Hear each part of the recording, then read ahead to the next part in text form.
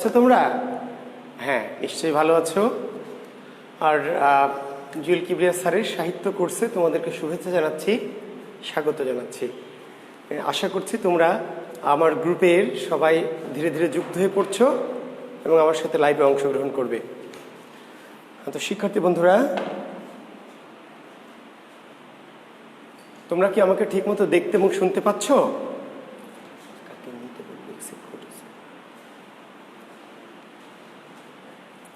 আমার কথা ঠিকমতো শোনা যাচ্ছে? হ্যাঁ, মনে হয় শোনা যাচ্ছে। তো ঠিক আছে, হ্যাঁ তাহলে আমরা আমাদের ক্লাস শুরু করতে পারি, তাই না? হ্যাঁ, আমাদের আজকে লেকচার 2। আমরা গতদিন লেকচার 1 করেছি এবং সেটি আমরা একটু ওপেন করেছিলাম। আজকে আমরা শুধু আমাদের এই সিক্রেট যে গ্রুপটি, সাহিত্য গ্রুপ, সেখানে এই ক্লাসটি নিচ্ছি। তো আমরা শিক্ষার্থী বন্ধুরা তোমাদেরকে আমরা যুগ বিভাগে ছিলাম, মনে আছে? বাংলা সাহিত্যের যুগ বিভাগ,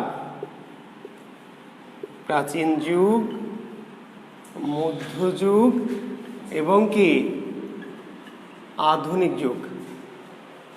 বাংলা সাহিত্যের যুগ বা বাংলা ভাষার যুগ তিনটি: প্রাচীন, মধ্য এবং আধুনিক। আমরা আলোচনা করেছিলাম মধ্যযুগটাকে আমরা শ্রী চৈতন্যদেবের নামে নামকরণ করে ভাগ করেছিলাম, মনে আছে? চৈতন্য যুগ, চৈতন্য পূর্ব যুগ এবং চৈতন্য পরবর্তী।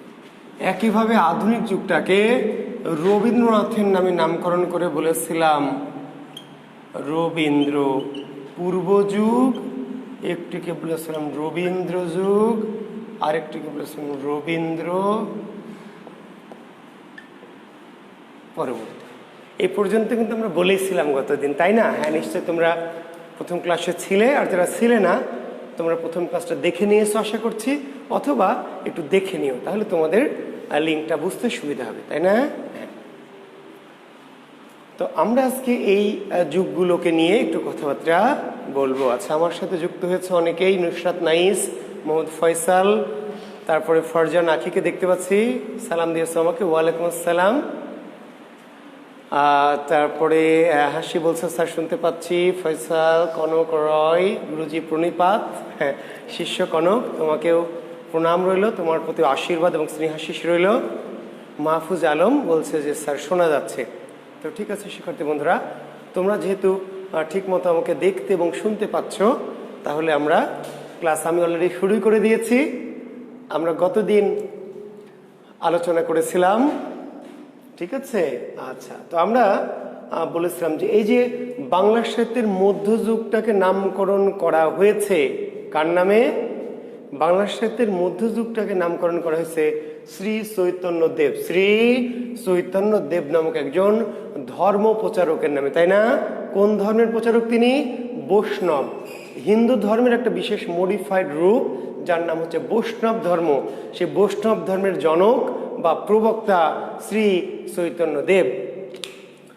এবং আমরা একটা প্রশ্ন রেখেছিলাম তোমাদের, যে কোন ব্যক্তি একচরণ সাহিত্য না লিখেও কি করেছেন? বাংলা সাহিত্যের ইতিহাসে স্থান দখল করেছেন বা বাংলা সাহিত্যের ইতিহাসে চিরস্মরণীয় হয়ে আছেন, তিনি হচ্ছেন চৈতন্য শ্রী।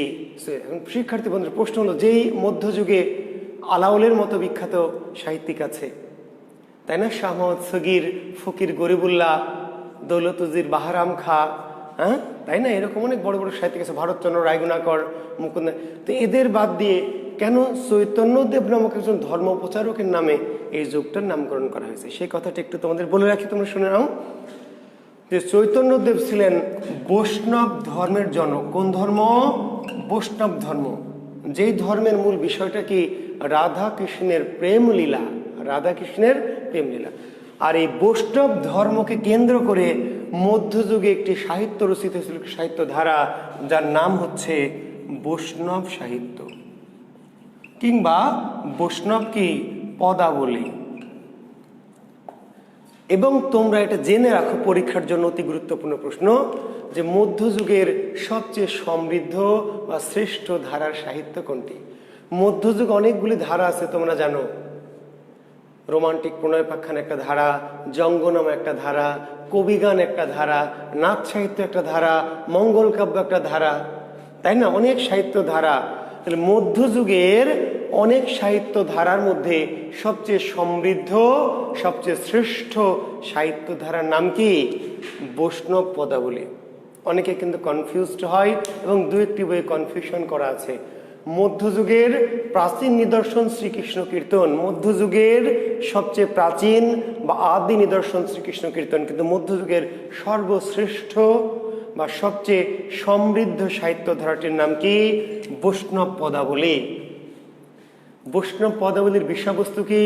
রাধাকৃষ্ণের প্রেমলীলা তথা বৈষ্ণব ধর্ম। তাহলে তোমরা ভাবো, যদি শ্রী চৈতন্যদেব না থাকতো তাহলে বৈষ্ণব ধর্ম থাকতো না, শ্রী চৈতন্যদেব না থাকলে বৈষ্ণব ধর্ম থাকতো না, আর বৈষ্ণব ধর্ম না থাকলে বৈষ্ণব পদাবলীর সৃষ্টি হতো না। তাহলে মধ্যযুগের সবচেয়ে সর্বাধিক সমৃদ্ধ বা শ্রেষ্ঠ যে ধারা বৈষ্ণব পদাবলী, সেটি সৃষ্টির পিছনে কি? এই শ্রী চৈতন্যদেবের একটি পরোক্ষ অবদান আছে। এই কথাটা কি বুঝতে পেরেছ? কাজেই বাংলা সাহিত্যের মধ্যযুগের নামকরণ করা হয়েছে কার নামে? এই শ্রী চৈতন্যদেবের নামে। তো একটু লিখে রাখো যে শ্রী চৈতন্য, তার নাম কিন্তু শ্রী চৈতন্যদেব নয়। এই ভদ্রলোকের নাম কি? বিশ্বম্ভর মিশ্র। লিখে নেন, শ্রী চৈতন্যদেবের প্রকৃত নাম বিশ্বম্ভর মিশ্র। একটু জেনে রাখছি, আমরা জানিয়ে রাখি, কারণ আমি বলেছি যে প্রোগ্রামটা আমার ক্র্যাশ প্রোগ্রাম, যা কিছু মনে পড়বে একটু বলে দিব, কারণ অনেক জিনিসই হয়তো তাহলে আমাদের বাদ থাকবে না। যাকে আমরা শ্রী চৈতন্যদেব বলছি এটি তার নাম নয়। শ্রী চৈতন্যদেবের প্রকৃত নাম কি? বিশ্বম্ভর মিশ্র। বিশ্বম্ভর মিশ্র, যার কি জন্ম ছিল কোথায়? নদিয়া বা নবদ্বীপ। লিখেন, নদিয়া বা নবদ্বীপ। 1486 সালে, 1486 সালে নদিয়া বা নবদ্বীপে জন্মেছেন, যার ডাক নাম ছিল নিমাই। ডাক নাম কি? আচ্ছা, রবীন্দ্র নিয়ে পরে কথা বলবো আমরা। ডাক নাম ছিল নিমাই। তাহলে শ্রী চৈতন্যদেবকে কি নামে ডাকা হতো? ডাক নাম ছিল কি? নিমাই। তার প্রকৃত বা আসল নাম ছিল বিশ্বম্ভর মিশ্র।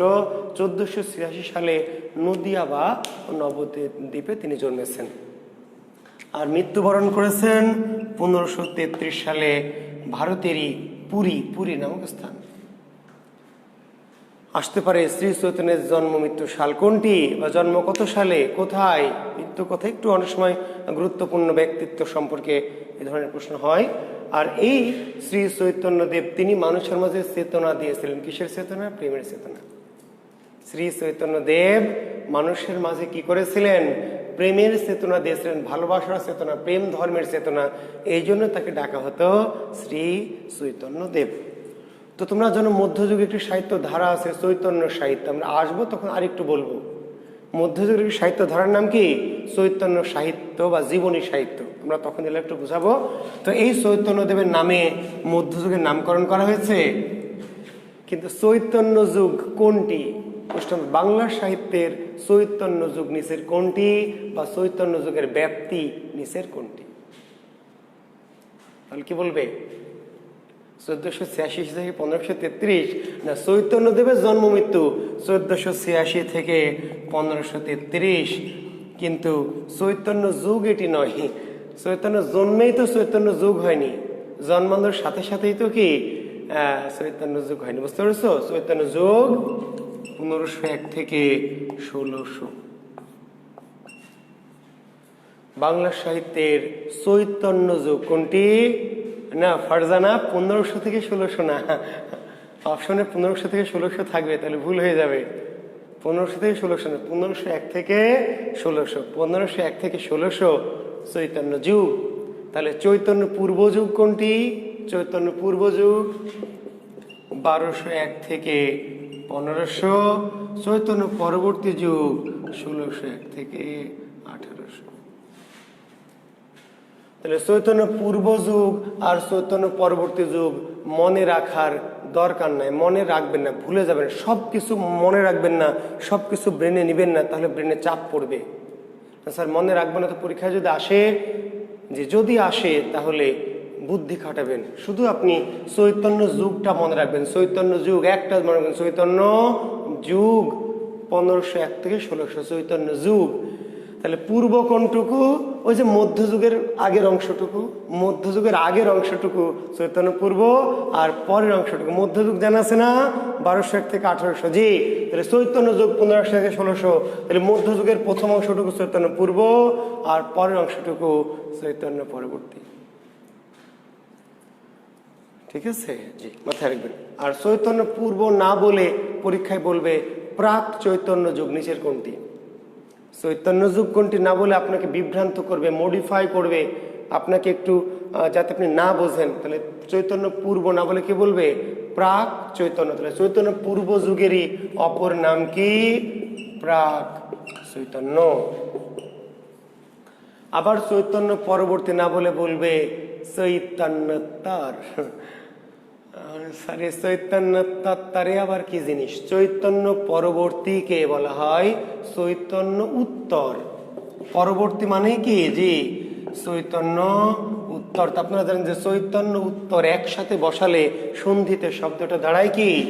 দাঁড়ায় চৈতন্যোত্তর যুগ। জি, আসলে চৈতন্য উত্তর মানে চৈতন্য পরবর্তী, সেটাই শব্দটাকে একসাথে সন্ধিবদ্ধ হয়ে দাঁড়ায় চৈতন্যোত্তর। তাহলে চৈতন্যোত্তর যুগ কোনটি?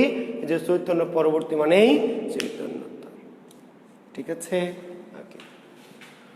তাহলে আমরা মধ্যযুগের, এখন একটি কোন যুগে কারা কারা সাহিত্য লিখেছে আমরা সেটাতে আসবো, সাহিত্য নিয়ে আমরা পরে কথা বলবো। আচ্ছা, আমরা একটু আধুনিক যুগে আসতে চাই। আধুনিক যুগটাকে আমরা ভাগ করেছি, ভাগ আপনাদেরকে বলেছি। একটি হলো রবীন্দ্র পূর্ব যুগ, একটিকে আমরা বলছি রবীন্দ্র যুগ, আরেকটিকে আমরা বলছি রবীন্দ্র পরবর্তী। তাহলে প্রশ্ন হবে শিক্ষার্থী বন্ধুরা যে বাংলা সাহিত্যে রবীন্দ্র যুগ নিচের কোনটি? রবীন্দ্র যুগ। রবীন্দ্রনাথের জন্ম যদিও 1861 সালে, জন্ম 1861, কিন্তু জন্মেই কিন্তু যুগ না, জন্মানোর সাথে কারো যুগ শুরু হয় না, তাই না? যে তাকে আগে যুগ সৃষ্টির মতো ভূমিকা বা প্রভাব তৈরি করতে হয়। তাহলে আমরা বলছি যে রবীন্দ্রনাথের জন্ম 1861 সাল থেকে, কিন্তু যুগ রবীন্দ্র যুগ, হ্যাঁ, আবু হাসনাত 1901 থেকে 1940, 1901 থেকে 1940, এই 40 বছর সময় বাংলা সাহিত্যের রবীন্দ্র যুগ। তাহলে রবীন্দ্র পূর্ব আর পরবর্তী যুগ কি আপনি মনে রাখবেন? না ভাই, মনে রাখবেন না, শুধু রবীন্দ্র যুগটা মনে রাখবেন। আর পূর্ব পরবর্তী যুগ যদি পরীক্ষা আসে, জি, তাহলে মেরে দিবেন। জি, স্টেজে মেরে দিবেন। কেমনে মেরে দিবেন? ওই যে আগের অংশটুকু, আধুনিক যুগের আগের অংশ, মানে 1801 থেকে 1900 রবীন্দ্র পূর্ব, আর রবীন্দ্র পরবর্তী কোনটুকু? পরেরটুকু 1941 থেকে বর্তমান।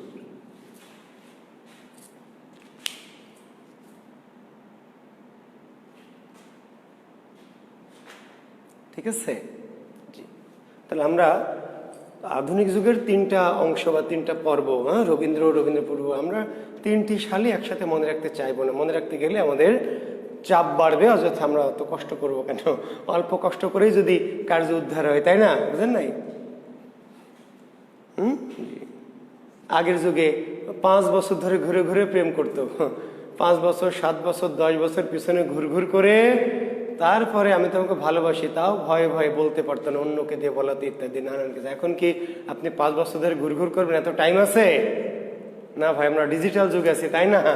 হ্যাঁ, প্রথম ক্লাসে দেখেই ভালো লাগলো, বলবেন যে তোমাকে আমার খুব ভালো লেগেছে, আই লাভ ইউ, আমি তোমাকে ভালোবাসি, তাই না? কাম শেষ। এবার উনি বললেন তাই নাকি, আমিও তো তোমাকে ভালোবাসি, তাহলে চলো পার্কে গিয়ে বসি, টাইম নষ্ট করে লাগবে। তুমি আমাকে ভালোবাসো, আমি তোমাকে ভালোবাসি, চলো এবার পার্কে গিয়ে বসি, এত সময় নষ্ট করার আমাদের টাইম নাই। এটা আধুনিক যুগ, ডিজিটাল যুগ, তাই না আপনাদের? জি, তো কাজেই আমরা অত কিছু শর্টকাটে চলে যাবো, আমরা অত কষ্ট করে এত কিছু মনে, অল্প কথায় যদি কাজ হয়, অল্প পরিশ্রমে যদি ফল হয়, তাহলে এত কষ্ট করে কে, তাই না? তাহলে রবীন্দ্র যুগ 1901 থেকে 1940, জি, বাকি দুটো পূর্ব আর পরবর্তী যুগ আপনার আধুনিক যুগটা হিসাব করে ইনশাল্লাহ বলে দিতে পারবেন। তাহলে রবীন্দ্র পূর্ব না বলে বলবে প্রাক রবীন্দ্র যুগ কোনটি? কি বলবে? বাংলা সাহিত্যের প্রাক রবীন্দ্র যুগ। রবীন্দ্র পূর্ব মানে প্রাক রবীন্দ্র, রবীন্দ্র পরবর্তী মানে কি? রবীন্দ্র উত্তর তথা রবীন্দ্রোত্তর। তাহলে বাংলা সাহিত্যের রবীন্দ্রোত্তর যুগ কোনটি? 1941 থেকে বর্তমানের সময়টার নাম রবীন্দ্র। এখন আপনাকে প্রশ্ন করবে 43 BCS এর প্রিলিমিনারি যখন পরীক্ষা দেবেন বলবে বাংলা সাহিত্যের রোমান্টিক যুগ নিচের কোনটি? স্যার আপনি তো রোমান্টিক যুগ বললেন না, আপনি প্রাচীন যুগ বললেন, মধ্যযুগে চৈতন্য, পূর্ব পরবর্তী, আধুনিক যুগে রবীন্দ্র, পূর্ব পরবর্তী, তো রোমান্টিক যুগ কই? বাংলা সাহিত্যে এই যুগের মধ্যে আবার আছে রোমান্টিক যুগ, এন্টি রোমান্টিক যুগ, ক্লাসিক যুগ। এই যে রবীন্দ্র যুগ 1901 থেকে 1940, এই সময়টিকে আবার নাম দেওয়া হয়েছে রোমান্টিক যুগ। রোমান্টিক। রবীন্দ্রনাথ কেমন কবি জানেন তো? জি, রোমান্টিক কবি। এবং বাংলা সাহিত্যের শ্রেষ্ঠ রোমান্টিক কবি এই বুড়া রবীন্দ্রনাথ। বাংলা সাহিত্যের এই যে হাজার বছরের বাংলা সাহিত্যে কত কত ইয়ং কবি, কত রোমান্টিক কবি, তাই না? হাত নিয়ে, চোখ নিয়ে, ঠোঁট নিয়ে, গাল নিয়ে, হ্যাঁ জি, নিতম্ব নিয়ে কত কবিতা লিখেছে কত কবি। কিন্তু এই হাজার বছরের বাংলা সাহিত্যের মধ্যে সর্বশ্রেষ্ঠ রোমান্টিক কবিকে ওই বুড়া রবীন্দ্রনাথ। জি, রোমান্টিকতার জনক বা উদ্গাতা কবি বলা হয় রবীন্দ্রনাথ। এবং 1901 থেকে 1940 যার নাম রবীন্দ্র যুগ, যার নাম রবীন্দ্র যুগ, সেই যুগটারই নাম বাংলা সাহিত্যের রোমান্টিক যুগ। আর এই যে রবীন্দ্র পূর্ব যুগ, এই যুগটাকে বাংলা সাহিত্যে বলা হয় ক্লাসিক বা ধ্রুপদী যুগ। ক্লাসিক বা ধ্রুপদী যুগ, ক্লাসিক বা ধ্রুপদী যুগ। তাহলে ক্লাসিক যুগ কোনটি বাংলা সাহিত্যের? ধ্রুপদী যুগ কোনটি? ঠিক আছে। আচ্ছা, রবীন্দ্র যে পরবর্তী যুগ, এই পরবর্তী যুগটাকে আমরা কি বলছি? আমাদের যে যুগ, আমরা কোন যুগের বলেন তো? রবীন্দ্র যুগের না রবীন্দ্র পরবর্তী? এই রবীন্দ্র পরবর্তী যুগের এই সময়কে আমরা কি বলছি? এন্টি রোমান্টিক যুগ। কি যুগ এটার নাম? Anti romantic. হ্যাঁ, তাহলে হাসি, তাই না? বলেন তো আসমা, আপনারা কি রোমান্টিক না এন্টি রোমান্টিক? আসমা আক্তার, হাসি, কিংবা মাহফুজ আলম, কিংবা কনক রয়, কিংবা মুন মাহমুদ, বলেন আপনারা কি রোমান্টিক নাকি এন্টি রোমান্টিক? জানেন? জি, আপনারা এন্টি রোমান্টিক। আমি কি রোমান্টিক? আমি, আমার জন্ম কি তাহলে 41 সালের পূর্বে, তাই মনে হয়? আমাকে দেখে না অত বুড়ে আমি না। হ্যাঁ, আমার বয়স আছে বাট এত বুড়ে না। তাহলে মানে 1941 সালের পরে যদি আমার জন্ম হয়, তাহলে আমিও কিন্তু আপনাদের দল, অর্থাৎ এন্টি রোমান্টিক। আমরা তাহলে রোমান্টিকতা পছন্দ করি না? করি না? আমরা রোমান্টিকতা পছন্দ করি না, আমরা রোমান্টিকতার বিপরীত, আমরা রোমান্টিকতার বিরোধী। বুঝতে পারছেন? তাহলে আমরা রোমান্টিকতার কি? বিরোধী। বুঝতে পেরেছেন? কারণ আমরা রোমান্টিক। এখন আপনি কিন্তু মনে মনে ভাবেন যে স্যার আমি তো রোমান্টিক। আপনি কিন্তু ভাবেন স্যার কি বলেন, আমি তো স্যার রোমান্টিক, আমার ভিতরে এত রোমান্টিক রোমান্টিক ভাব। আসলে আপনার ভিতরে রোমান্টিকতার ভাব, কিন্তু আপনি আসলে এন্টি রোমান্টিক। আপনি মাঝে মাঝে রোমান্টিক হওয়ার ভাব করেন, মাঝে মাঝে ভান করেন, মাঝে মাঝে ভাব ধরেন যে আপনি রোমান্টিক, কিন্তু আপনি আসলে এন্টি রোমান্টিক। আধুনিক যুগে কেউ রোমান্টিক নয়। এখন আপনার মনে কৌতূহল জাগতেই পারে, এই প্রশ্ন জাগতেই পারে যে স্যার কি বলেন এগুলা, আমার ভিতরে এত রোমান্টিকতা আছে, তা আমি রোমান্টিক নই কেন? আপনি যে রোমান্টিকতা যাকে ভাবছেন আসলে আর সেটা রোমান্টিকতা নয়। রোমান্টিকতা কি এটা আপনি বোঝেন না। আপনি কেন নিজেকে রোমান্টিক ভাবছেন জানেন? এই জন্য ভাবছেন যে হোয়াট ইজ রোমান্টিসিজম, এটা আপনি জানেন না। রোমান্টিসিজমটা কি, রোমান্টিকতার সংজ্ঞা কি, এটা আপনি জানেন না। জানেন না বিধায় নিজেকে ভাবেন রোমান্টিক। আসলে আমরা রোমান্টিকতার বিরোধী, আমরা anti romantic, that's called realistic. আমরা বাস্তববাদী, আমরা রোমান্টিকতা পছন্দ করি না, আমরা রিয়েলিটি পছন্দ করি, রিয়েলিটি।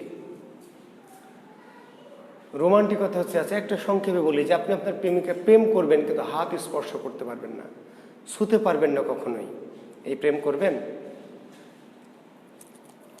আপনি প্রেম করবেন, ঠিক আছে, ভালোবাসবেন, প্রেম করবেন, কিন্তু আপনার প্রেমিকাকে স্পর্শ করবেন না, কিংবা প্রেমিককে স্পর্শ করতে পারবেন না। আরে ভাই, আপনি তো প্ল্যান করে প্রেম করা শুরু করেছেন যে 3 মাসের মধ্যে একটা প্রেম করবেন, 4 মাসে হাত ধরবেন, 5 মাসে গাল ধরবেন, 6 মাসে কোমর ধরবেন, তারপরে পার্কের ঝোপে ডালে নিয়ে যাবেন। এইভাবে মাস্টার প্ল্যান করেই তো আপনি প্রেম করা শুরু করেছেন। এবং যেই জুটি যত বেশি ক্লোজ, যত বেশি জড়াজড়ি, আমাদের চোখে এইটাই কি বেশি রোমান্টিক জুটি, তাই না? আপনি বলেন ওরে আল্লাহ, হ্যাভি রোমান্টিক, আমার এই দোস্ত আর এই মেয়েটা হ্যাভি রোমান্টিক। আসলে না, আসলে ওটা হ্যাভি অ্যান্টি রোমান্টিক। আপনি যাকে দেখে ভাবছেন যে আরে আল্লাহ হ্যাভি রোমান্টিক, বৃষ্টির দিনে হুড় তুলে, তাই না, ওই পর্দার মধ্যে যাচ্ছে, হ্যাভি রোমান্টিক না, এটা হ্যাভি অ্যান্টি রোমান্টিক। রোমান্টিক সংজ্ঞা হচ্ছে যে প্রেমকে কখনো স্পর্শ করা যাবে না, স্পর্শে প্রেম অপবিত্র হয়ে যাবে, প্রেমের মৃত্যু। অ্যান্টি রোমান্টিক প্রেমের থিওরি হচ্ছে প্রেমকে স্পর্শ করা যাবে না। স্পর্শাতীত যে প্রেম, স্পর্শাতীত, সে প্রেমটা হচ্ছে রোমান্টিক প্রেম। কিন্তু আধুনিক মানুষ আমরা স্পর্শাতীত প্রেম বিশ্বাস করি না, আমরা স্পর্শ করতে চাই, স্পর্শ পেতে চাই, বুঝতে পেরেছেন? কিন্তু রবীন্দ্রনাথের যে থিওরি, রবীন্দ্রনাথের যে শেষের কবিতা, যে বাংলা ভাষার সবচেয়ে শ্রেষ্ঠ রোমান্টিক, বুঝতে পারলেন? মন বলছে, ঠিক স্যার, আমি এসব পছন্দ করি না। কোন সব? মন কোন সব পছন্দ করেন না? রোমান্টিসিজম না অ্যান্টি রোমান্টিসিজম? স্পর্শ করা পছন্দ করে না, তাহলে আপনি রোমান্টিক।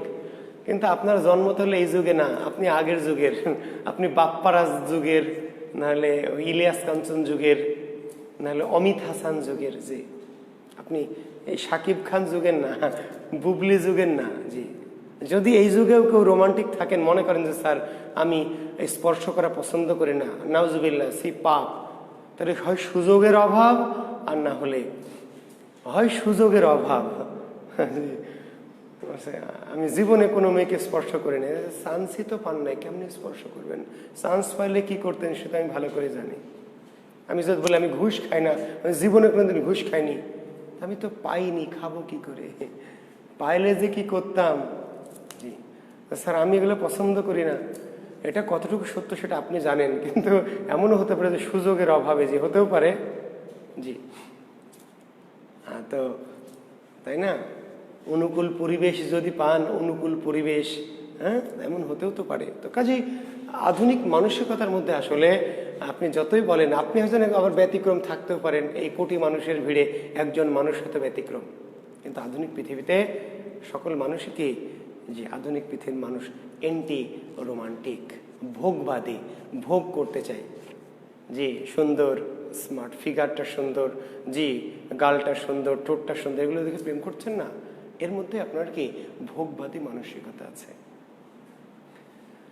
আপনি মানেন বা না মানেন, আপনি সেটা স্বীকার করেন বা না করেন, কিন্তু আপনার ভিতরে, জি আপনার প্রেমিকাকে নিয়ে রিক্সা উঠবেন, পার্কে যাবেন, ফুচকা খাওয়াবেন, চাইনিজে বসবেন, আপনার হাত ধরতে ইচ্ছে করবে না? জি করবে, হাত ধরতে ইচ্ছা করছে, তারপর হাত ধরলে কি শেষ? হাত ধরার পরে গাল ধরতে ইচ্ছা করবে, গাল ধরলে কি মনে মনে আশা মিটে গেল? না ভাই, আশা মিটবে না। আশা, এর ভোগবাদী আশা কখনো মিটে না, ভোগের আশা দিন দিন কি বাড়তেই থাকে। যাই হোক, পরিমণি জামিন পাক, আবার অনেকে হৃদয় হরণ করুক, আমরা সেটা চাই, আমরা সেদিকে যাব না। আচ্ছা, তাহলে আমরা বলছিলাম যে এই যে তাহলে রোমান্টিক এবং অ্যান্টি রোমান্টিক, তো বাংলা সাহিত্যে রবীন্দ্র বিরোধী যে যুগ, অ্যান্টি রোমান্টিক যে যুগ, সেই যুগ কারা তৈরি করেছে? 5 জন ব্যক্তি বলা হয় অ্যান্টি রোমান্টিক যুগের স্রষ্টা। 5 জন মিলে বাংলা সাহিত্যে অ্যান্টি রোমান্টিক এই যুগটাকে সৃষ্টি করেছে। এই 5 জন কবিকে বলা হয় পঞ্চ পাণ্ডব। কি বলা হয়? পঞ্চ পাণ্ডব। বুঝতে পেরেছেন? বাংলা সাহিত্যের যেই 5 জন কবি এই রবীন্দ্র পরবর্তী এন্টি রোমান্টিক যুগের সূচনা ঘটিয়েছে, এই 5 জন কবিকে একসাথে কি বলা হয়? পঞ্চ পাণ্ডব। সেই পঞ্চ পাণ্ডবের নাম নিশ্চয়ই আপনাদের জানা আছে, চাইলে লিখে নিতে পারেন, আমরা পরে যদি আসবার একবার তবে একটু লিখে নেন যে বাংলা সাহিত্যে এন্টি রোমান্টিক যুগের উদ্গতা বা সূচনাকারী 5 জন কবি মিলে রবীন্দ্র বিরোধী বা রবীন্দ্র উত্তর বা রবীন্দ্র পরবর্তী এন্টি রোমান্টিক যুগের সূচনা ঘটিয়েছে। 5 জন কবি কি কি তারা? তাদের একজন হচ্ছে বিষ্ণু দে, একজন হচ্ছে কি অমিয় চক্রবর্তী, একজন হলো বুদ্ধদেব বসু, একজন হলো সুধীন্দ্রনাথ দত্ত,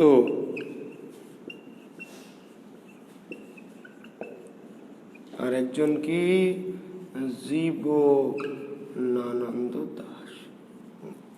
তাহলে এই 5 জন কবি, বাংলা সাহিত্যের এই 5 জন কবি, যাদেরকে বলা হয় পঞ্চ পাণ্ডব। কি বলা হয়?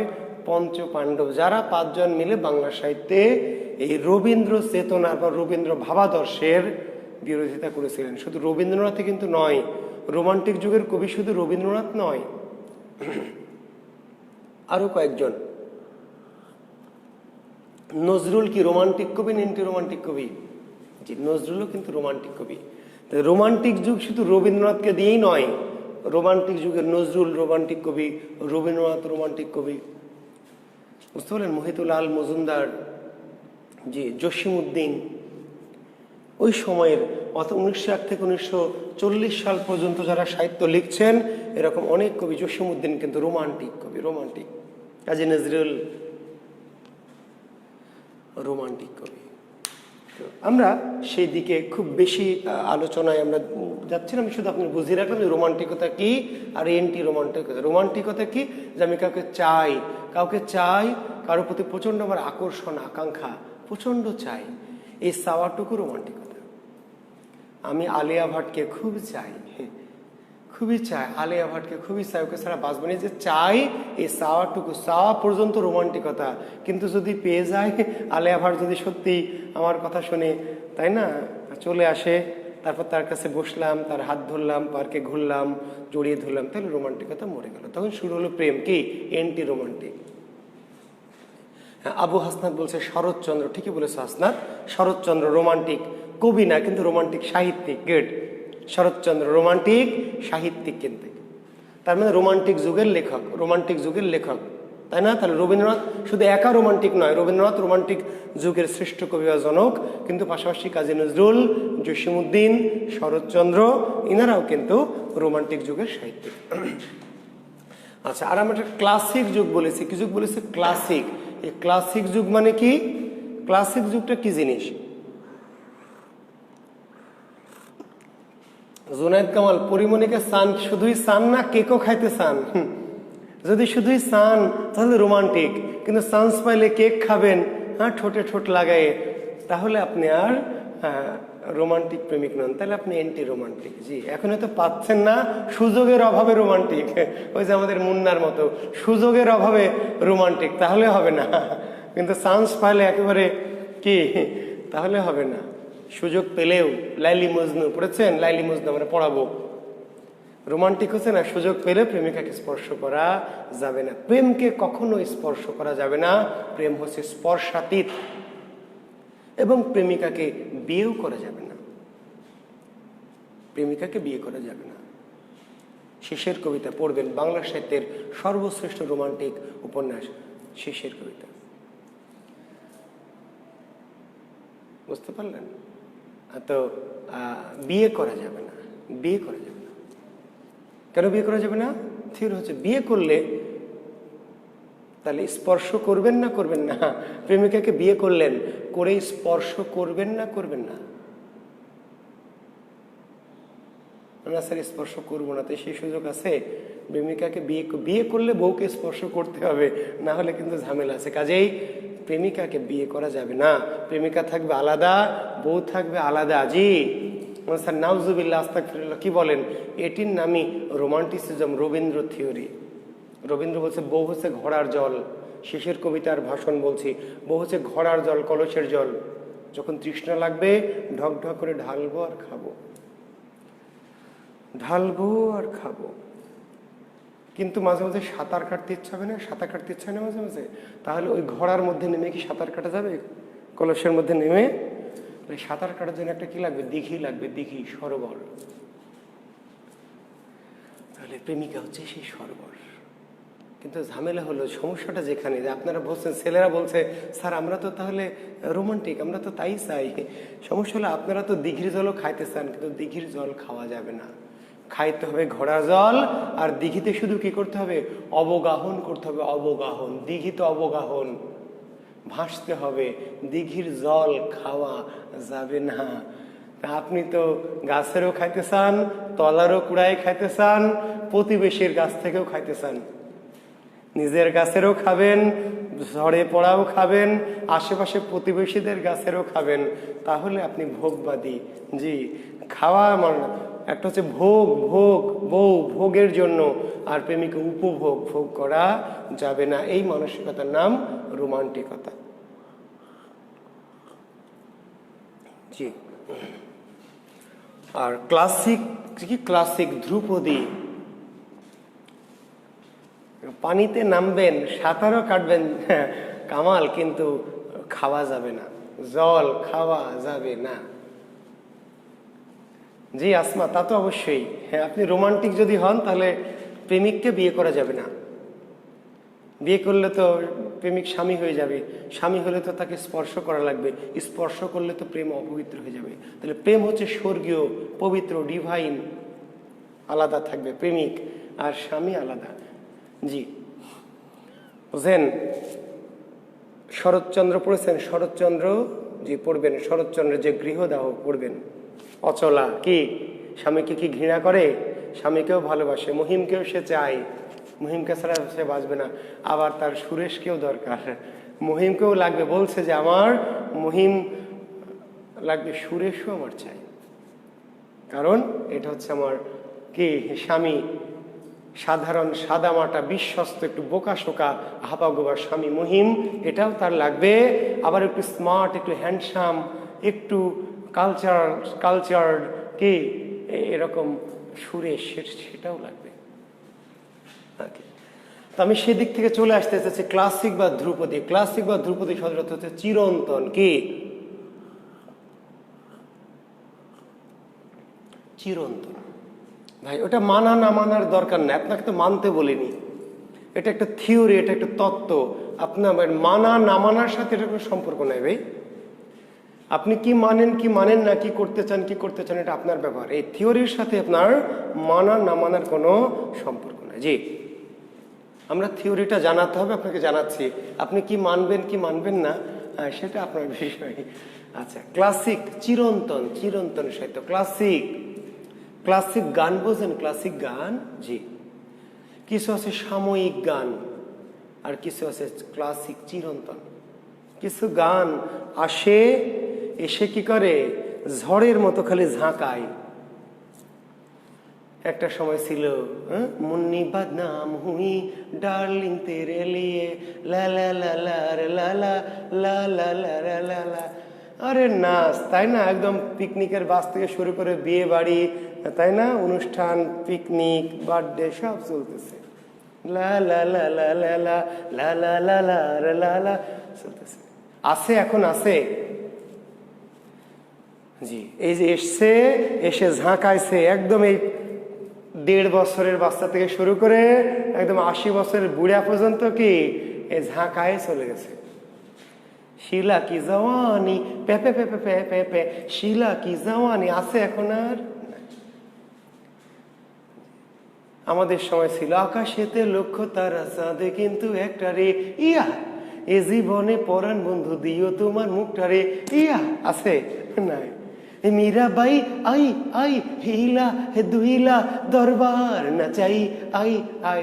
এই গান খালি আসে মাঝে মাঝে, আসে এরকম করে ঝাঁকায়, ঝাঁকায় কি মাইয়া তুই অপরাধী রে। হ্যাঁ, কামাল ঠিকই বলেছো, মাইয়া রে তুই অপরাধী রে। হ্যাঁ, তাই না? জি, তাই না? পানি পানি পানিওয়ালা ড্যান্স। হ্যাঁ, এই ড্যান্স আসে সবাইকে ঘুঁটা মারে, কি করে এরকম ঘুঁটা মারে, ঝাঁকি মারে, আবার চলে যায়। দেখবেন আর নাই, কয়দিন পর আবার আর একটা আসবে, আবার ঝাঁকি মারবে, দিয়ে আবার চলে যাবে। আর কিছু গান আপনাকে ঝাঁকাবে না, কিন্তু ওই যে 500 বছর আগেও যেমন ছিল এখনো তেমন আছে, আরো 500 বছর পরে তেমনই থাকবে। বুঝতে পারলেন? কফি হাউসের সেই আড্ডাটা আজ আর নেই, কফি হাউসের সেই আড্ডাটা আজ আর নেই। সেই গান আগেও যেমন ছিল এখনো তেমন আছে, ভবিষ্যতে তেমন থাকবে না? জি, একবার যদি কেউ ভালোবাসতো আমার, হ্যাঁ জি, একবার যদি কেউ ভালোবাসতো আমার, নয়ন দুটি জলে ভাসতো আর ভালোবাসতো। এ জীবন তবু কিছু না কিছু পেত,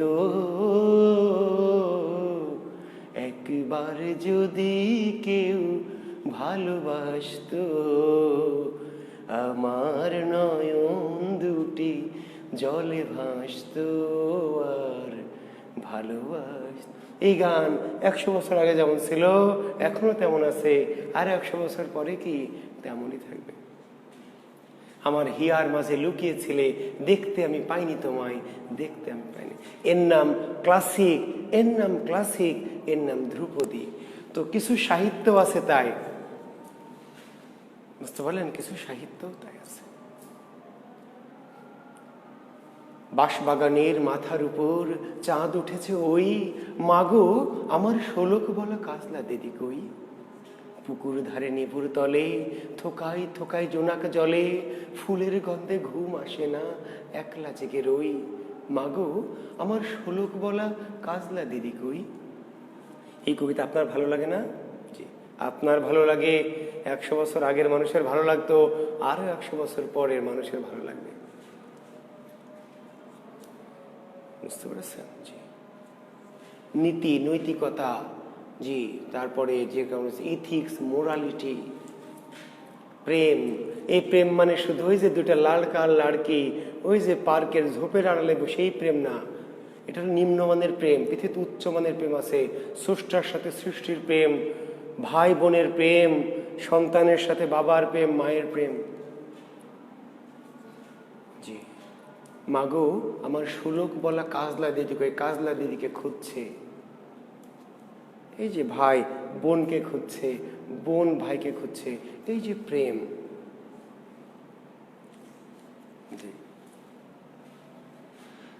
বুঝতে পারছেন?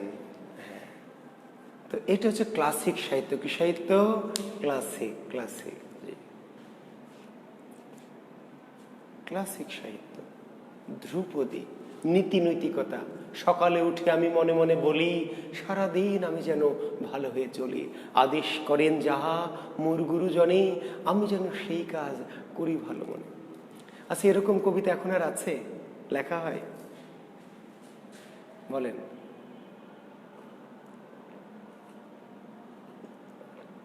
নোবেল আবশ্যক।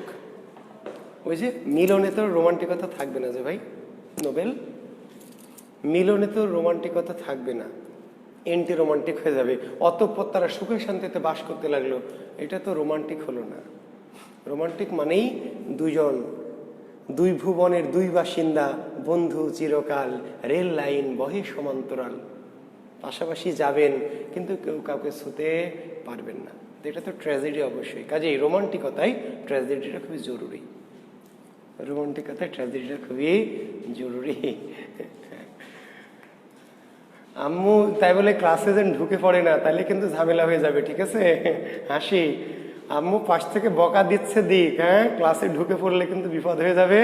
এই ক্লাস যদি আম্মু শোনে তাহলে আপনার কিন্তু আমার ক্লাস করাই বন্ধ করে দিবে, বলে যে বেয়াদব স্যার, হ্যাঁ শয়তান পাজি হারামজাদা স্যার, এই স্যারের ক্লাস আর করুন না, ঠিক আছে? কাজে এই মা বাবা দূরে থাকাই ভালো। সাহিত্য পড়াতে গেলে আমাদের নানান কথা বলতে হবে, নানান কিছু আলোচনা করতে হবে। কাজে বাবা মা ছোট ভাই বোন একটু দূরে থাকাই ভালো। জি, গ্রামার ক্লাস যখন করব, গ্রামার কোর্স, বাপ মা দাদা দাদি চাচা চাচি শ্বশুর শাশুড়ি স্বামী স্ত্রী ছোট ভাই বোন সবাইকে নিয়ে করবেন জি, কিন্তু সাহিত্যের ক্লাস দূরে রাখবেন জি। স্বামী থাকলে দূরে রাখবেন, বউ প্রেমিকা থাকলে দূরে রাখবেন, বাপ মা তো আরো দূরে জি।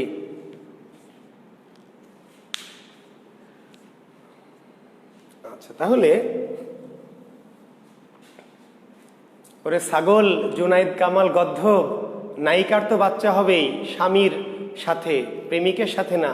গাধা কামাল গাধা, নায়িকার বাচ্চা হবে প্রেমিকের সাথে না। কার সাথে? গাধা। স্বামী ওই ঘোড়ার জলটা কেন আছে রে গরু? ওই জন্যই তো ঘোড়ার জল তো আছে বাচ্চা উৎপাদন করার জন্য। বাচ্চা হবে না কেন? বাচ্চার স্বামী তো আছে। আর প্রেমিক হচ্ছে কি শুধু কল্পনা। বাচ্চা হবে স্বামী আছে না, বিয়ে হয়েছে স্বামী আছে, তো বাচ্চা হবে না? বাচ্চা নায়িকার কেন হবে না? রবীন্দ্রনাথের যে যোগাযোগ উপন্যাস, যোগাযোগ, সে যোগাযোগ উপন্যাসের যে নায়িকা, তার বাচ্চা হয়, বাচ্চা তো হবে, কিন্তু নায়কের সাথে তার কোনো সম্পর্কে বাচ্চা হবে না, বাচ্চা হবে স্বামীর সাথে সম্পর্কে জি। আচ্ছা, তাহলে ক্লাসিক বা ধ্রুপদী সাহিত্য বুঝতে পারলেন কি? ধ্রুপদী সাহিত্য হচ্ছে যেটা চিরন্তন প্রেম। এই যে মায়ের সাথে আমার প্রেম, আপনার প্রেম, চিরন্তন প্রেম। এই প্রেম কখনো কমবে না কখনো, তাই না? মাকে বলিনি মা তোমাকে ভালোবাসি বলেছি কোনোদিন, তবু মায়ের সাথে আমার চিরন্তন ভালোবাসা। এই ভালোবাসা কখনো কি কমে না। বাবার সাথে ভালোবাসা, ভাই বোনের ভালোবাসা চিরন্তন, ক্লাসিক। নীতি নৈতিকতা, ইথিক্স, মোরালিটি, এই সমস্ত নিয়ে যে লেখা সাহিত্য, সেগুলোকে বলা হয় ক্লাসিক বা ধ্রুপদী। বুঝতে পারলেন? জি।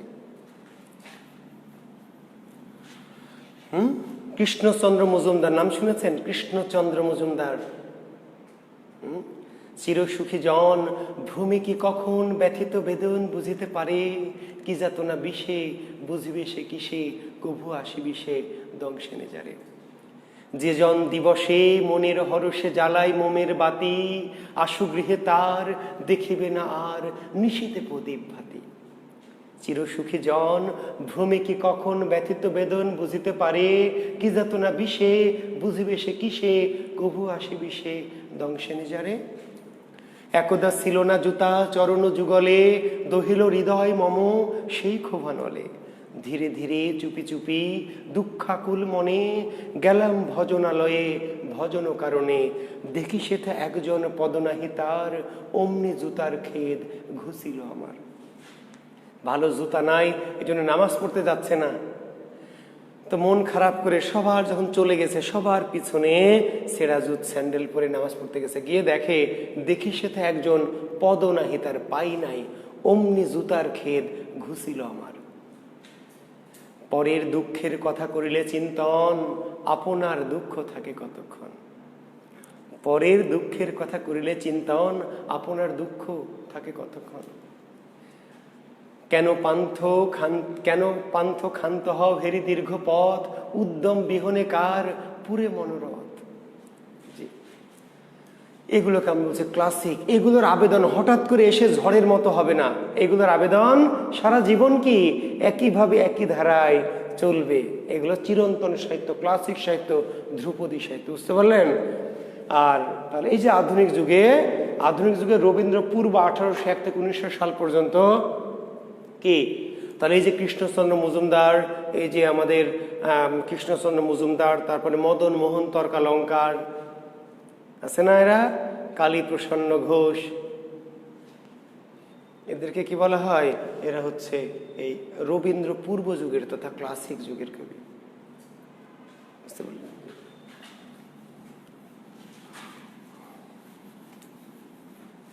শিক্ষার্থী বন্ধুরা, আমরা 1760 থেকে 1860 এই সালকে বলেছি দ্বিতীয় অন্ধকার। মনে আছে?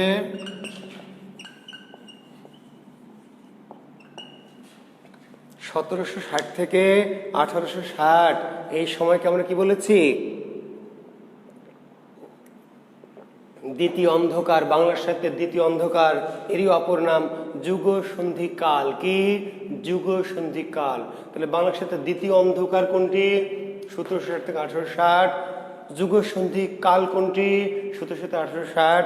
এমনকি এই যুগটাকে প্রস্তুতি যুগ কি বলেছে? মধ্যযুগের শেষ থেকে আধুনিক যুগের এই অংশটাকে নাম হচ্ছে প্রস্তুতি যুগ। বাংলা সাহিত্যের কি যুগ? প্রস্তুতি যুগ। মনে থাকবে তাহলে বাংলা সাহিত্যের প্রস্তুতি যুগ। ভারতচন্দ্রের মৃত্যুর পর থেকে রবীন্দ্রনাথের জন্মের আগ পর্যন্ত 100 বছর বাংলা সাহিত্য কি হয়েছে? প্রস্তুত হয়েছে, রেডি হয়েছে আধুনিক যুগে ঝাঁপায় পড়ার জন্য। তাহলে এই সময়টা বাংলা সাহিত্যের দ্বিতীয় অন্ধকার, এই সময়টি বাংলা সাহিত্যের যুগসন্ধিকাল এবং এই সময়টি বাংলা সাহিত্যের প্রস্তুতি যুগ। তাহলে 3টি প্রশ্নের উত্তর, প্রস্তুতি যুগ কোনটি, যুগসন্ধিকাল কোনটি, বাংলা সাহিত্যের দ্বিতীয় অন্ধকার কোনটি, মনে থাকবে? শিক্ষার্থী বন্ধুরা, তোমাদেরকে একটি কথা বলেছিলাম যে এই যে আমরা একটা তথ্য দিয়েছিলাম গতদিন যে আচ্ছা প্রথম যে অন্ধকার যুগ মনে আছে? অন্ধকার যুগ যেটা 1201 থেকে 1350, 150 বছর। তো কেন, তার উত্তর আমরা দিয়েছিলাম এই যুগে উল্লেখযোগ্য বা গুরুত্বপূর্ণ কোনো সাহিত্য রচিত হয়নি।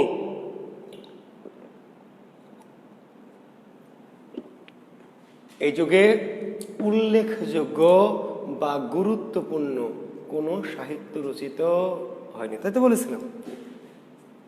এখন প্রশ্ন হলো কেন, কি এমন ঘটলো যে অন্ধকার যুগে গুরুত্বপূর্ণ বা উল্লেখযোগ্য সাহিত্য রচিত হলো না? কারণ কি বলবেন? আপনারা কেউ কমেন্টস করবেন। আমরা কিন্তু কত অন্ধকার যুগ কেন আমরা বলেছি যে এই যুগটাতে উল্লেখযোগ্য কোনো সাহিত্য সৃষ্টি হয়নি বা রচিত হয়নি, বিধায় অন্ধকার যুগ। আমার প্রশ্ন আজকে আপনাদের কাছে, এই যুগে এমন কি হয়েছিল, কি ঘটনা ঘটলো যে কেন অন্ধকার যুগে কেন উল্লেখযোগ্য সাহিত্য সৃষ্টি হয়নি বা রচিত হয়নি? কেন, কারণটা কি? আপনারা কি কমেন্টসে কেউ লিখতে পারবেন একটি কারণ? লেখেন দেখি একটু আমি। আচ্ছা, মাহফুজ বলছে জানি না স্যার। আচ্ছা, রাসমা 1201 থেকে 1350 তো বুঝলাম, কেন রচিত হলো না? আচ্ছা, কনক রায় বলছে বক্তার খিলজির আগমন। কনক রায় একটা কারণ বলেছে আমাকে যে বক্তিয়ার খিলজির আগমন। আর কেউ কিছু বলছো? যুদ্ধ, নোবেল বলছে যুদ্ধ। আচ্ছা, ফারজানা বলছে শিল্প বিপ্লব। না ফারজানা, ওই সময় তো শিল্প বিপ্লব না। আমাদের ভারতে কোথায় পেলা শিল্প বিপ্লব? 1201 থেকে 1350-এ ভারতে শিল্প, মুসলিম শাসন। হ্যাঁ, কে বলছে মুসলিম শাসন? আমাদের শিক্ষার্থী অপূর্ব মণ্ডল বলছে মুসলিম শাসন। নোবেল বলছে যুদ্ধ। আচ্ছা, জুনায়েদ কামাল বলছে ব্যক্তি কেন্দ্রিকতা থেকে ধর্ম নির্ভরতা। না জুনায়েদ কামাল, তুমি উল্টা বলে ফেলেছ। ফরজানা কি, সরি স্যার। আচ্ছা, আমার কাছ থেকে শোনেন। হ্যাঁ, উত্তর ওনারা দিয়েছেন বক্তিয়ার খিলজির আগমন, যুদ্ধ, মুসলিম শাসন। কেউ বলেছে হিন্দু শাসনের অবসান। তাহলে কেউ বলছে বক্তিয়ার খিলজির আগমন, কেউ বলছে যুদ্ধ, কেউ বলছে মুসলিম শাসন, কেউ বলছে হিন্দু শাসনের অবসান, কেউ বলছে সেন বংশের পতন, কেউ বলছে লক্ষণ সেনের পরাজয়, কেউ বলছে বক্তিয়ার খিলজির বঙ্গবিজয়। বক্তিয়ার খিলজির বিজয়। কেউ বলছে রাজনৈতিক, ওই যে যুদ্ধ মানে রাজনৈতিক কি অস্থিরতা। কোনোটাই কিন্তু ফেলে দেওয়া যাচ্ছে না, কোনোটাই ফেলে দেওয়া যাচ্ছে না। আমি প্রথম অন্ধকারে আছি, দ্বিতীয় অন্ধকার কেন সেটা পরে বলছি। তাহলে বক্তিয়ার খিলজির আগমন, এটা কোনো বইয়ে দেওয়া আছে, কোনো বইয়ে দেওয়া আছে যুদ্ধ, কোনো বইয়ে দেওয়া আছে মুসলিম শাসন, কোনো বইয়ে দেওয়া আছে বক্তিয়ার খিলজির বিজয়, রাজনৈতিক অস্থিরতা, হিন্দু শাসনের অবসান, সেন বংশের পতন, লক্ষণ সেনের পরাজয়। কারণটা আসলে কোনটা? সবই কারণ, সবই কারণ। বক্তিয়ার খিলজির আগমন মানে লক্ষণ সেনের পলায়ন, লক্ষণ সেনের পলায়ন মানেই বখতিয়ার খিলজির বিজয়, বখতিয়ার খিলজির বিজয় মানে লক্ষণ সেনের পরাজয়, লক্ষণ সেনের পরাজয় মানে সেন বংশের পতন, সেন বংশের পতন মানে হিন্দু শাসনের অবসান, হিন্দু শাসনের অবসান মানে মুসলিম শাসনের শুরু, মুসলিম শাসনের শুরু মানে বখতিয়ার খিলজির যুদ্ধ, যুদ্ধ মানে রাজনৈতিক অস্থিরতা। তাহলে কারণগুলি কি আলাদা? একই কারণ, একটি কারণ। কিন্তু শিক্ষার্থী বন্ধুরা, আমার প্রশ্ন হচ্ছে যে যুদ্ধ, অস্থিরতা কিংবা এক রাজা যাবে আরেক রাজা আসবে, এর জন্য কেন সাহিত্য থেমে থাকবে? যদি রাজনৈতিক অস্থিরতা বা যুদ্ধ বা এরকম এর জন্য সাহিত্য বন্ধ থাকতো, তাহলে নজরুল কেমন করে জন্মালো? নজরুল জন্মালো কেমন করে? যদি ওই সময় ওরকম পরিস্থিতি না হতো, রাজনৈতিক অস্থিরতা, নজরুল জন্মাতো? এখন কেন নজরুল জন্মাচ্ছে না? একটা যুগের কিন্তু ব্যাপার আছে। তো যত রাজনৈতিক অস্থিরতা হবে, যত দেশের অস্থিতিশীল অবস্থা হবে, যত যুদ্ধ বিগ্রহ, যুদ্ধ নিয়েই তো, এই যে আমাদের মুক্তিযুদ্ধ নিয়ে কত সাহিত্য রচিত হয়েছে, দ্বিতীয় বিশ্বযুদ্ধ নিয়ে কত সাহিত্য, কত সিনেমা, কত গান, কবিতা। তো যুদ্ধ নিয়ে তো সাহিত্য হবে, রাজায় লড়াই নিয়ে তো সাহিত্য হবে, রাজনৈতিক অস্থিরতা নিয়ে তো সাহিত্য হবে। কেন হয়নি? মূল কারণ উত্তর দিয়েছে কনক রয়, ফরজানাকি। মূল কারণ এগুলো সবই কারণ, এগুলো ফেলে দেওয়া যাবে না জি, এগুলোও কারণ। কিন্তু মূল কারণটি হচ্ছে, লিখে নেন, পৃষ্ঠপোষকতার অভাব। পৃষ্ঠপোষকতার অভাব। পৃষ্ঠ না, সরি, পৃষ্ঠ না, পৃষ্ঠই তো, পৃষ্ঠ কেন, জি, পৃষ্ঠপোষকতার অভাব। পৃষ্ঠপোষকতার অভাব।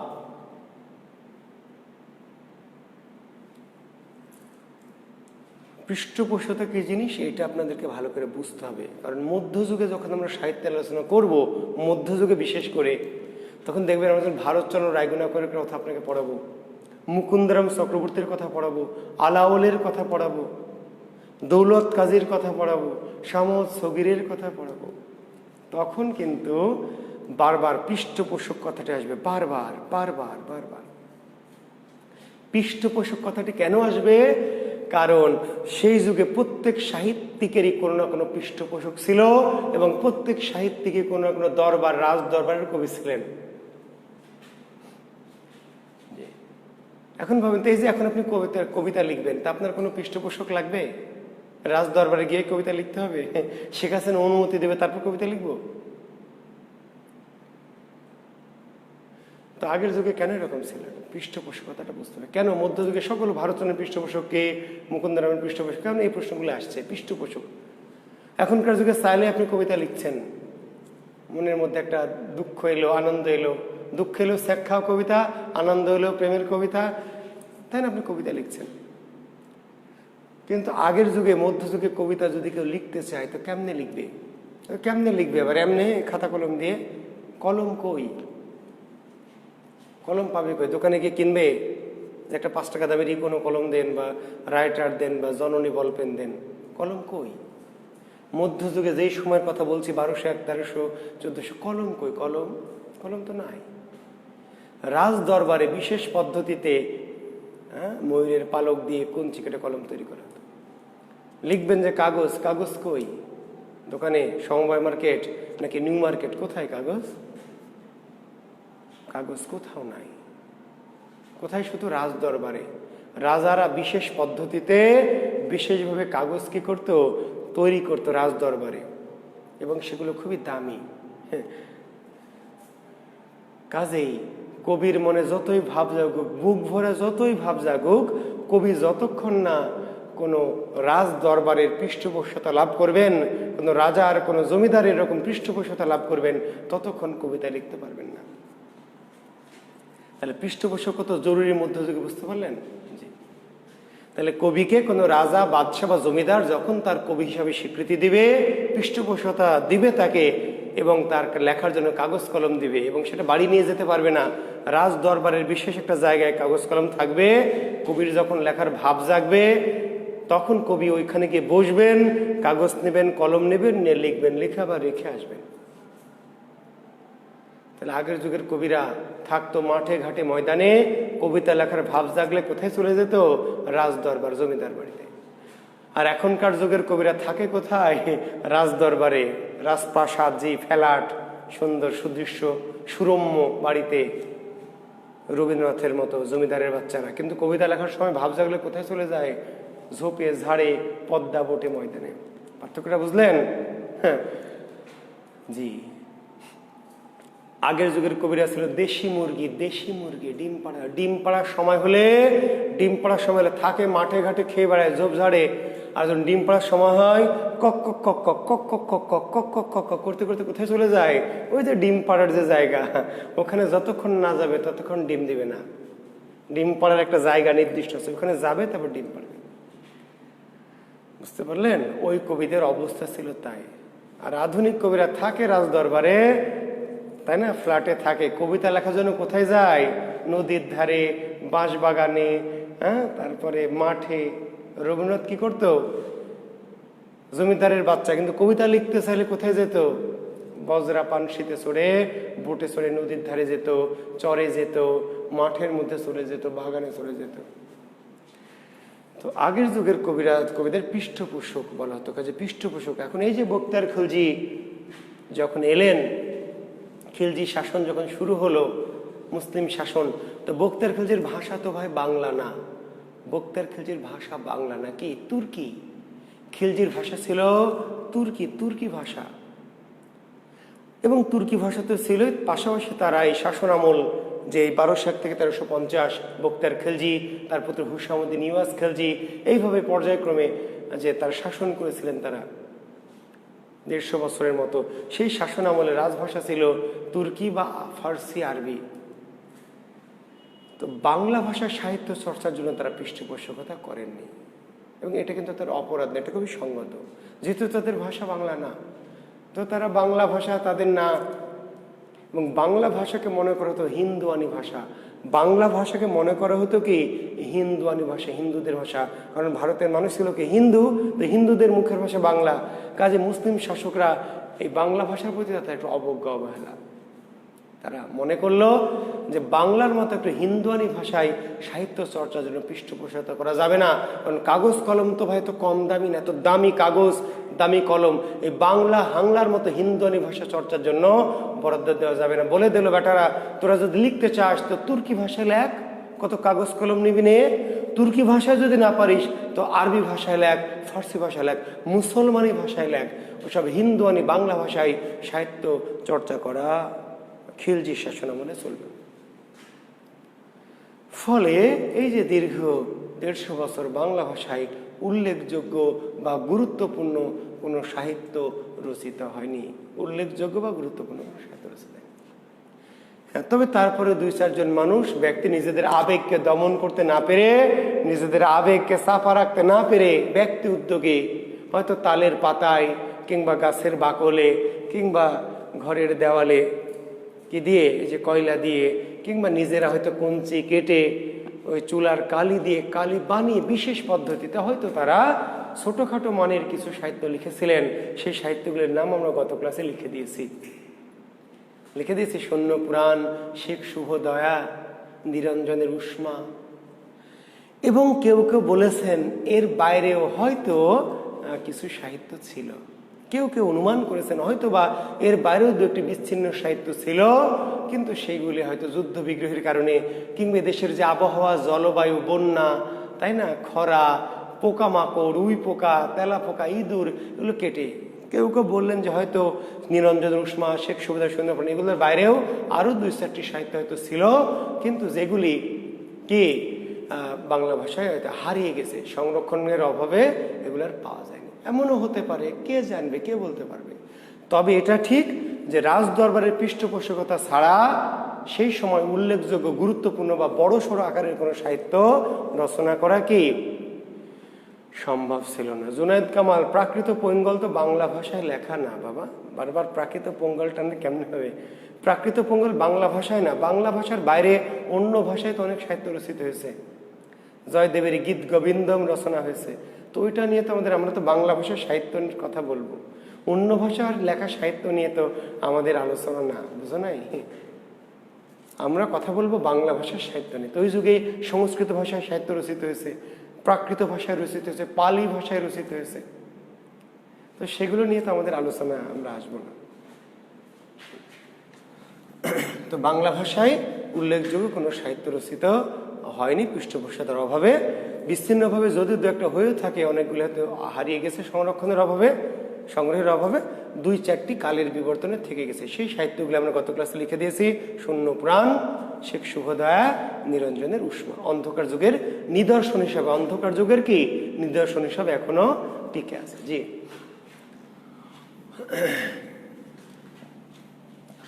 আর দ্বিতীয় অন্ধকার কেন? দ্বিতীয় অন্ধকার এই জন্য যে আধুনিক যুগের শুরুতে দ্বিতীয় অন্ধকার কেন?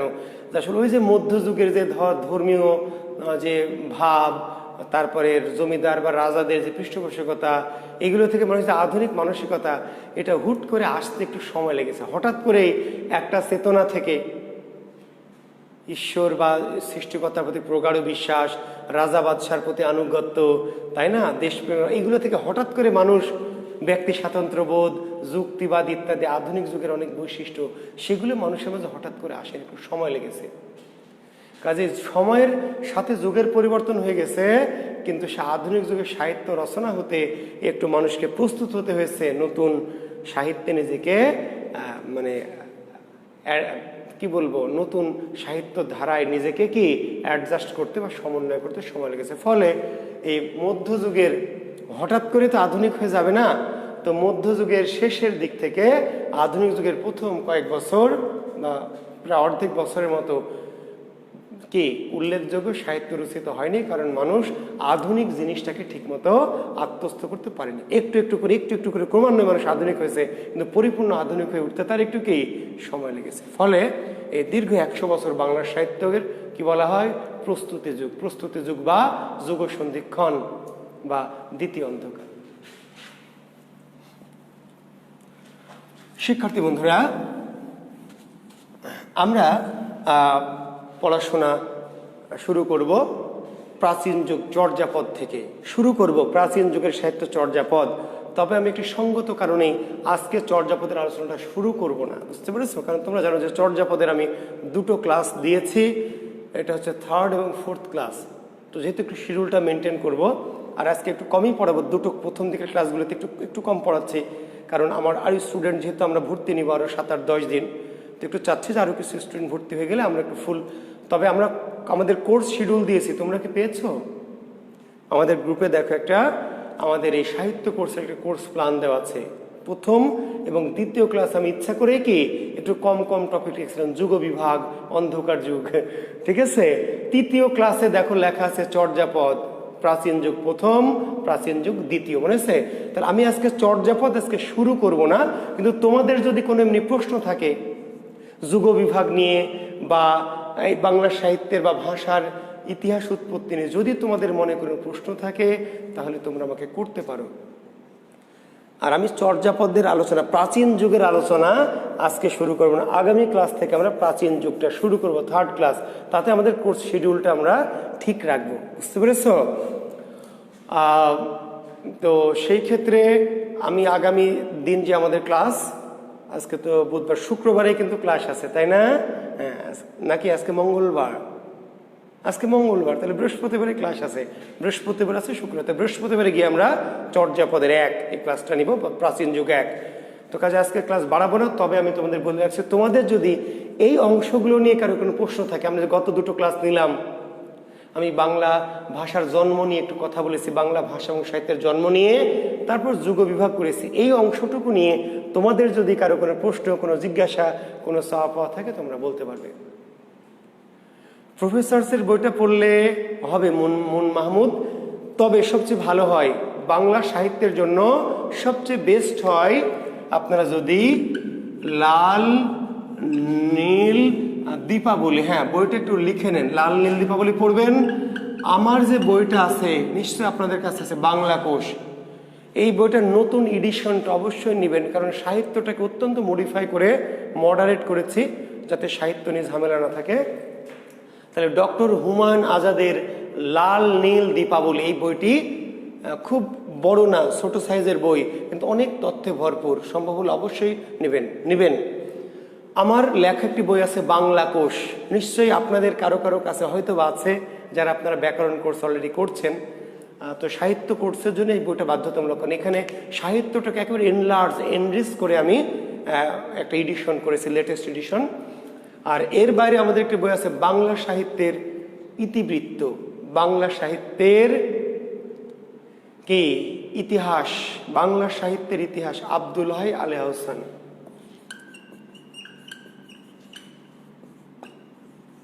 বাংলা সাহিত্যের ইতিহাস, আব্দুল হাই, যদি সম্ভব হয় এই বইটা বাংলা সাহিত্যের ইতিহাস আব্দুল হাই আলী আহসান, অথবা বাংলা সাহিত্যের সম্পূর্ণ ইতিবৃত্ত। তো এই জাতীয় বই আপনারা পড়তে চান না, কারণ এই জাতীয় বই আপনারা একটু ফাস্টফুড জাতীয় বই পছন্দ করেন, জি ফাস্টফুড জাতীয় বই পছন্দ করেন, তো সেগুলো পড়বেন। সেক্ষেত্রে প্রফেসরটা বেস্ট, অবশ্যই পড়তে পারেন। জি ফাস্টফুড টাইপের বইয়ের মধ্যে প্রফেসর ভালো, ওরাকল চাইলে পড়তে পারবেন। জি আর যদি একটু বেসিক বই পড়তে চান সাহিত্যের জন্য, একটু কি সাহিত্যের জন্য, আসমা আক্তার লাল নীল দীপাবলি তো অনেক মোটা বই না, লাল নীল দীপাবলি তো ভাই অনেক মোটা বই না, ছোট বই, পড়তে পারবেন, একটু চেষ্টা করলে পড়তে। আর আমার সাথে সাথে পড়বেন, আমি যে অংশটুকু ক্লাস করাবো সে অংশটুকু পড়বেন। ধরেন আমি চর্যাপদ পড়ালাম, কথার কথা চর্যাপদ, তাহলে আপনি ওই দিন চর্যাপদ নিয়ে পড়বেন। লাল নীল দীপাবলি আপনি একদিন পড়ে, আমার ক্লাস করাবো আমি যেই টপিকটা, ভালো করে শোনেন, আমি যেদিন যেই টপিক পড়াবো আপনি বই থেকে সেই টপিকটা পড়বেন, তাহলে আপনার পড়াটা চাপও পড়বে না, পড়াও হয়ে যাবে। বুঝতে পারলেন? আর আমার এই বইটি পারলে সম্ভব হলে একটু কালেক্ট করে ফেলবেন, আমার লেখা বাংলা কোষ, এই বইটি একদম লেটেস্ট এডিশন, ঠিক আছে, এই বইটি কালেক্ট করে ফেলবেন। জি আর লাল নীল দীপাবলি, এই দুটো বই আপনাদের জন্য বেশি জরুরি, বেশি জরুরি। আর পাশাপাশি যদি সম্ভব হয় এই দুটোর কোনো একটা বই, তবে একদম 43 বিসিএসসি যারা পরীক্ষা দেবেন বা এইটাই যাদের তার টার্গেট, তারা এই দুটো বই আপাতত নেওয়ার দরকার নেই, কারণ এই দুটো পড়ে কাভার করা মুশকিল। তবে যারা 43-এর পরেও মনে করেন সুদূর প্রসারী, স্যার আমার 43-এর পরেও তো দিতে হবে, 44, 45, সেসব বিসিএসও তো আমরা দিব, তাহলে এই ধরনের বই বাংলা সাহিত্যের ইতিহাস আব্দুল হাই আলী আহসান, অথবা বাংলা সাহিত্যের ইতিবৃত্ত অসিত কুমার বন্দ্যোপাধ্যায়, অসিত কুমার বন্দ্যোপাধ্যায়, চাইলে একটু এই ধরনের বই রাখলে, বেসিক যে বই, তাতে যখন কোনো বই বিভ্রান্তিতে পড়েন বা কোনো ধরনের দ্বিধাদ্বন্দ্ব তৈরি, তখন এই সমস্ত বইগুলোর হেল্প নিলে ভালো হয়। আর যদি আপাতত পড়তে না চান, এগুলো মোটা মোটা ভলিউম বই, পড়তে না চাইলে আপাতত লাল নীল দীপাবলি এবং আমার বাংলা কোষ পড়বেন। আর এর সাথে ফাস্টফুড বই হিসাবে প্রফেসর জি বাংলা বইটা পড়তে পারেন। আর পরীক্ষার কথা বলছি, পরীক্ষা আমি যেটি করব, পরীক্ষাগুলো এক একটা টপিক ভিত্তিক পরীক্ষা নেব, প্রতি ক্লাস ভিত্তিক না, একটু টপিক মানে তার পরীক্ষাটা একটু সমৃদ্ধ হবে। ধরেন আমি প্রাচীন যুগ পড়াবো, প্রাচীন যুগ, তাহলে প্রাচীন যুগ পড়াবো, দুটো ক্লাসে প্রাচীন যুগ পড়াবো, প্রাচীন যুগ শেষ করে পরের দিন পরীক্ষা। যেদিন প্রাচীন যুগ শেষ হয়ে গেল ভেবে রাখবেন পরের দিন পরীক্ষা, যদি আমি ক্লাসে বলে দিব তারপর আগে থেকে প্রস্তুত রাখবেন। প্রাচীন যুগ স্যার 2টা ক্লাস নেবে, তাহলে প্রাচীন যুগ শেষ করেই কি পরীক্ষা। ধরেন মঙ্গল কাব্য একটা টপিক, মঙ্গল কাব্য, এই মঙ্গল কাব্য ধরেন আমি 2টা ক্লাস নেব, কথার কথা, তাহলে 2টা ক্লাস মঙ্গল কাব্য নিলাম, মানে একটা ক্লাসে পরে পরীক্ষা নেব, একটা টপিক অন্তত আমি চাই যে একটা টপিক যদি হয় তাহলে সেই টপিক ভিত্তিক পরীক্ষা নিলে পরীক্ষার প্রশ্নটা একটু কি সমৃদ্ধ করা যাবে। বুঝতে পারলেন? শুধু অন্নদা মঙ্গলের পরীক্ষা নেব, তাহলে তো যা বলবো তাই তো অন্নদা মঙ্গল, উক্তির রচয়িতা, উক্তিকার অন্নদা মঙ্গলের, উক্তির রচয়িতাকে ভারতচন্দ্র, তো শুধু অন্নদা মঙ্গলের পরীক্ষা নিলে প্রশ্ন যাই করবো তার উত্তর তো অন্নদা মঙ্গল নাহলে ভারতচন্দ্র, তাহলে প্রশ্নটা সমৃদ্ধ হবে না। বুঝতে পারছেন কি কথাটা? তার মানে যখন আমরা একটা টপিক পাবো সেখান থেকে প্রশ্নগুলি করলে প্রশ্নের মানটা একটু সমৃদ্ধ হবে, পরীক্ষাটা একটু পরীক্ষা লাগবে। তো কাজে আপনার ওই যে আমার কোর্স প্ল্যান আছে, দেখবেন যে আমি প্রাচীন যুগ চর্যাপদ নিয়ে 2টো ক্লাস নেবো, তারপর একটা পরীক্ষা, মঙ্গল কাব্য আমি 2টা ক্লাস নেবো, একটা পরীক্ষা, মধ্যযুগের মুসলিম সাহিত্য 2টো ক্লাস নেবো, একটা পরীক্ষা, তারপরে হয়তো অনুবাদ সাহিত্য বা চৈতন্য সাহিত্য বা বৈষ্ণব পদাবলী, এরকম আমি একটা বা দুটো ক্লাস থেকে পরীক্ষা।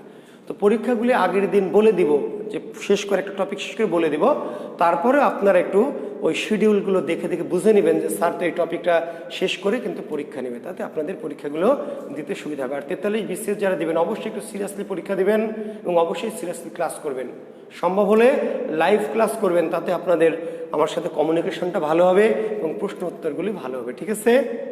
জি। মেহেদি হাসান বলছে, স্যার গত ক্লাসের আর আজকের ক্লাসের উপর কি এক্সাম নেবেন? আচ্ছা, গত ক্লাস আর আজকের ক্লাসের উপর এক্সাম আসলে তেমন তো তথ্য এরকম নাই, তারপরে যদি তোমরা চাও তাহলে আমি দেখি প্রশ্ন যদি করি, কারণ এই দুটো সময়ের মধ্যে ওরকম অতিরিক্ত কোনো তথ্য কিন্তু আমি দেইনি। তারপরে যদি তোমরা চাও দেখি আমি যদি পরীক্ষা নেই, তাহলে আমাদের ক্লাস তো বৃহস্পতিবারে, তোমরা এই ক্লাস দুটো করে একটু রেডি থেকো, আমি কালকে নোটিশ দেবো গ্রুপে। যদি পরীক্ষা নেই আমি একটা নেওয়ার চেষ্টা করবো, তোমরা যদি বললে শুধু এই দুটো ক্লাসের পর একটা পরীক্ষা যদি নিতে পারি আমি কালকে নোটিশ দিয়ে দেবো। ঠিক আছে? আজকে কোনো পরীক্ষা হবে না আসমা আক্তার, আজকে পরীক্ষা হবে না, তবে এই দুটো ক্লাসের পর যদি আমি সম্ভব হয় একটা পরীক্ষা তাহলে বৃহস্পতিবার নিব, তাহলে আমি নোটিশ দিয়ে দেবো। কালকে গ্রুপে একটু চোখ রাখবে, ঠিক আছে? সিক্রেট গ্রুপে। ওকে, থ্যাংক ইউ, ভেরি গুড, শুভকামনা। আজকের মতো এখানে শেষ করছি, আল্লাহ হাফেজ। ক্লাস করবা সবাই মনোযোগ দিয়ে। আর একটু যারা সাহিত্যের কোর্স করতে চায়, যারা করতে চায়, পরিচিত বন্ধু বান্ধব একটু তাদেরকে একটু নক করবে, ঠিক আছে?